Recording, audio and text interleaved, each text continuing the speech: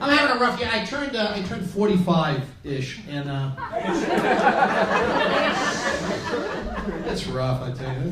That's the dividing line, right? That's when you start to notice things are really changing.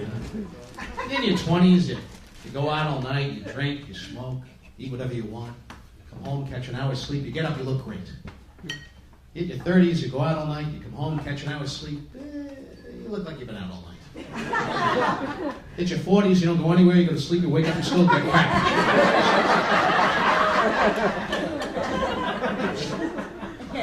That's not good. I said, you start to hear certain phrases, little buzzwords you never thought you'd hear. I went to the optometrist, and he hits me with one of these. He says, yeah, you're about 6 months away from bifocals. Yeah, you hear that, and you fully expect to hear, and you're 12 months away from being spoon-fed tapioca by a Jamaican nurse. So I had to go to the eyeglass store. I had to get the multifocal lenses. Anybody wear these, the multifocal lenses? Oh yeah, they're fun, right? They're terrific. Oh, they're the worst. They're the worst. You don't know what you're doing. You step off. You get all confused. The whole thing just irritated. I get irritated when I have to go to any store, deal with any kind of clerk. Something always goes wrong, and I get nervous. I have nothing against the congenitally stupid. I just don't understand why they all end up in customer service. I live in the suburbs. The other day I'm in the supermarket in my town. I get out of the supermarket, I get in my car won't start. I call AAA. I said, yeah, I'm in the parking lot of the supermarket, my car won't start. The lady from AAA says, was your car working when you drove it there? As a matter of fact, it wasn't. I had to push my car all the way here from my house. Now it's all loaded up with groceries. It's a little too heavy to push back.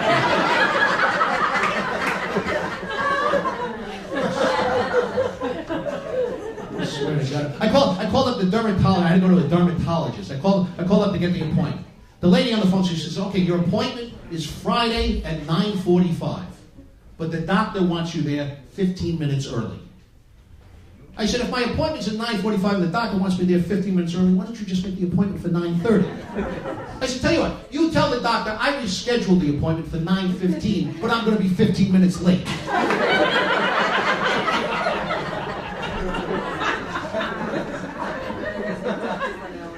swear to God. Whatever happened? People used to take pride in their work. Nobody takes pride in their work anymore. Remember when we were kids? Remember you'd see like the mailman?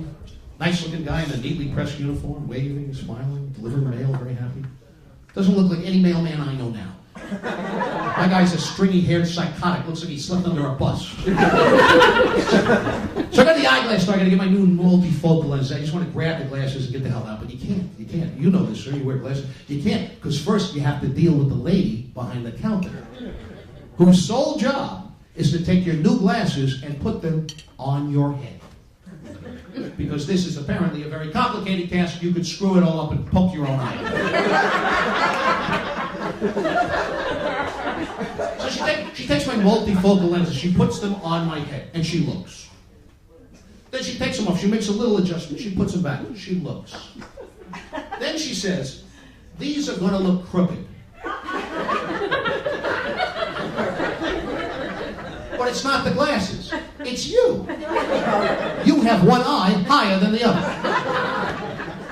So I said, lady, could you take them back, could you straighten them out? She said, no, they are straight. It's not the glasses. It's you. So now I'm starting to lose it. I said, look, ma'am, now, you should know that when I start a sentence with the word ma'am, that's a key word. That means the volcano is about to erupt. It's like starting a sentence with all due respect. No one in the history of the English language has ever said anything respectful following with all due respect. It's always with all due respect, you should drop dead of cancer.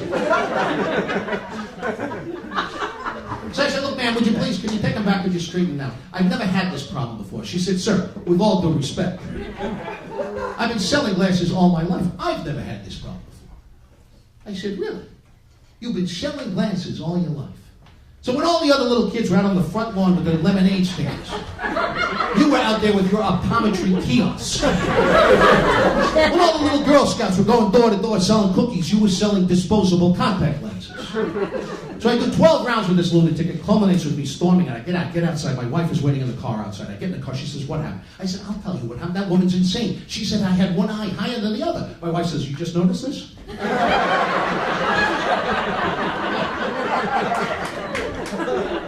She says, everybody on your side of the family has one eye higher than the other. So now I'm fighting with my wife, and it culminates in that moment when you're not making any sense at all. You're just saying the opposite of what the other person says just to piss them off.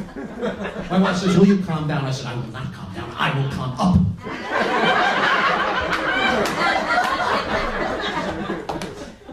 So I said, that's it. I said, stop the car. I'm getting out. I'm walking.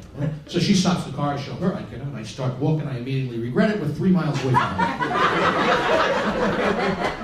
You get a lovely view from the middle of the Tappan Zee Bridge.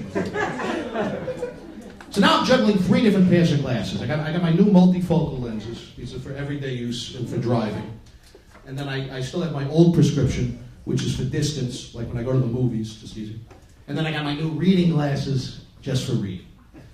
So the ultimate nightmare for me would be to go see a foreign movie with subtitles at a drive-in theater.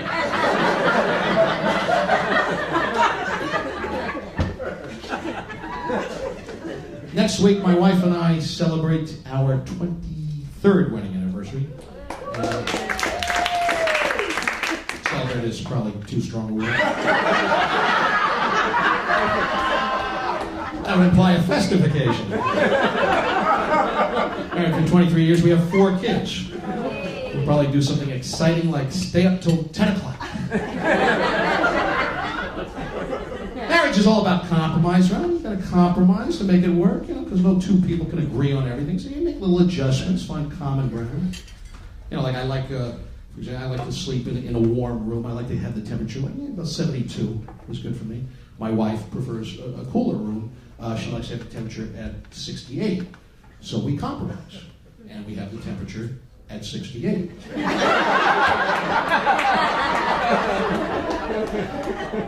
might not sound like a compromise, but my wife explained it to me. Apparently it is. You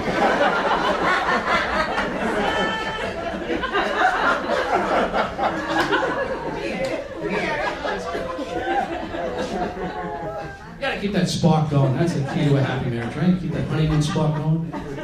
Which is not easy when you've been married a long time, got a lot of kids. So, we try to find creative ways, right, to keep things interesting. My wife has all these women's magazines lying around. They have all those articles. 138 hot sex tips drive your man crazy. 148 ways to drive a man wild, so he's climbing the walls and having a stroke. She never reads these things, but I do. Drive your man crazy. Wear a sexy costume to bed. I tried this with my wife. Try to get her to come to bed dressed as a French maid, one of those French maid costumes. She came to bed dressed as a Guatemalan maid. Baggy sweatpants, orthopedic shoes, athletic socks. So I asked her to talk dirty to me. She said, Mr. David, we need more Lysol. I say, try a little role playing, right? Pretend to be someone else, a little games. I tried this with my wife. I said, once, let's pretend. Let's play a game. Something, anything. I tell you what, let's play Office. You could be the naughty new employee. I'll be the stern boss. Come on over here, sit on my lap. I'll give you a raise.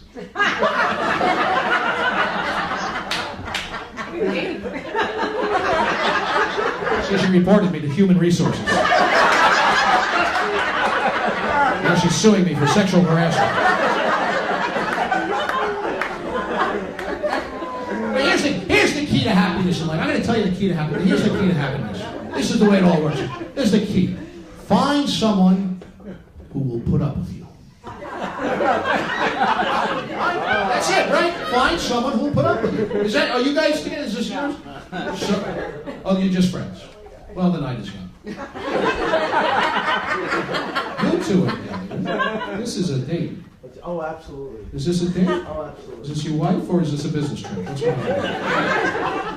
Find someone who'll put up with you. That's the key. because this is statistically true. This is science. Married people live longer than single people. That's actually true.